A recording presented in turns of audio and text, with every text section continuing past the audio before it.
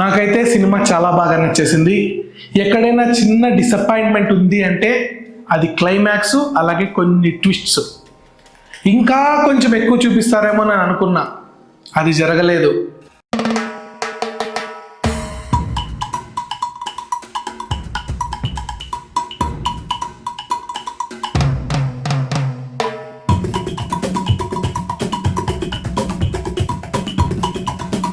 Devara cinema చూస్తున్నంతసేపు యాక్టింగ్తో ఎరగదీశాడు NTR. పెద్ద ఆయన క్యారెక్టర్లో అయితే ఏం మాత్రం ఊపు తగ్గలేదు. చిన్నోడు కూడా అంతే, అదే విధంగా రెచ్చిపోయాడు. ప్రీ క్లైమాక్స్లో అయితే దుమ్ము దులిపేశాడనే చెప్పచ్చు. తారక్ తర్వాత మనం ఎక్కువగా మాట్లాడుకోవాల్సింది అనిరుద్ధ్ గురించి. అనిరుద్ధ్ ఈ సినిమాకి సెకండ్ హీరో అనే చెప్పుకోవచ్చు. రాజమౌళి, ప్రశాంత్ నీల్ సినిమాల్లో కనిపించే గూస్ బంప్స్ ఎపిసోడ్స్ ఈ సినిమాలో కూడా చాలానే ఉన్నాయి. ఒక కథ పూర్తిగా మనకు చెప్పేస్తాడు ఫస్ట్ హాఫ్లో. ఆ తర్వాత జరిగే పరిణామాలే కొంచెం డిసప్పాయింట్మెంట్ ఇస్తాయి. కానీ మరో కథ చెప్పాలి అంటే ఆ మాత్రం ఎదురుచూపులు తప్పవు. ఆ కొత్త కథను మనం దేవరా పార్ట్ 2లో చూస్తాం.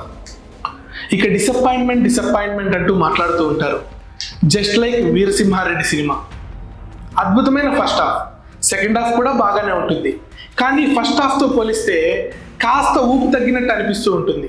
అచ్చం అలానే దేవరా పార్ట్ 1లో కూడా కొంతమంది కనిపిస్తూ ఉండొచ్చు. కానీ ఆఖరి గంటలో 40 నిమిషాలు చాలా బాగుంటుంది. ఒక 20 నిమిషాలు అయ్యో ఇలా జరుగుతుందని అనుకున్నామే, కాదు ఇదే జరుగుతుందని కూడా అనుకుంటాం. అచ్చం అలాంటిదే దేవరా ప్రీ క్లైమాక్స్ విషయంలో జరిగింది. క్యారెక్టర్స్ పరంగా అయితే సినిమా మొత్తం తారకే ఉంటారు. ఆయన్ను ఢీకొట్టే వ్యక్తిగా సైఫ్ అలీ ఖాన్. సినిమా మొదలైనప్పటి నుండి దేవరకు వెన్నుపోటు తప్పదు అని అనుకుంటూనే ఉంటాం. కానీ ఆ వెన్నుపోటు విషయంలో సరైన క్లారిటీ ఇవ్వలేదు డైరెక్టర్. ఏమో రెండో భాగం కోసం దాచుంచారేమో. ముఖ్యంగా చెప్పాలంటే హూ కిల్డ్ దేవర్ అనే హ్యాష్ట్యాగ్ను వాడేసుకోవచ్చు. ఇక మన శ్రీదేవి గారి కూతురు జాన్వీ కపూర్ ఉన్నది కొద్దిసేపు మాత్రమే. హీరో అంటే పడి చచ్చిపోయే రెగ్యులర్ టాలీవుడ్ కమర్షియల్ హీరోయిన్ పాత్రనే చెప్పుకోవచ్చు. ఇంకా ఏమైనా సెకండ్ పార్ట్లో ఆమె క్యారెక్టర్ ఉందా అనేది కాస్త సస్పెన్స్గానే ఉంచారు. ఇంకా ఎక్కువ మాట్లాడేస్తే స్పాయిలర్స్ ఇచ్చినట్లు అవుతాం కాబట్టి ఇక్కడితో ఆపేస్తున్నాం. సినిమాలో రిచ్నెస్ చాలా బాగుంటుంది. అయితే విఎఫ్ఎక్స్ ఇంకాస్త బాగుండాలని అనిపిస్తుంది. టాలీవుడ్ నుండి హాలీవుడ్ సినిమాల వరకు చూసే మూవీ లవర్స్గా చెప్తున్నా, ఇంకాస్త విఎఫ్ఎక్స్ మెరుగుపడి ఉండొచ్చు. సినిమాటోగ్రఫీ, బీజిఎం కూడా టాప్ నాచ్ అనే చెప్పొచ్చు. ఇంకా ఏదో పెద్ద కథను మనకు చెప్పబోతున్నాడని పార్ట్ 1ను ఎండ్ చేసిన విధానాన్ని బట్టి అర్థమవుతుంది.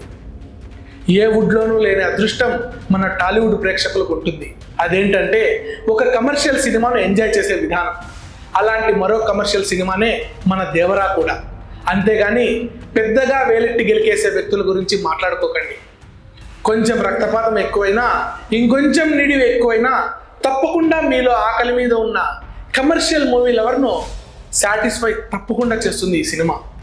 జూనియర్ ఎన్టీఆర్ యాక్టింగ్కు, డైలాగ్ డెలివరీకి మరోసారి ఫిదా అవుతారు.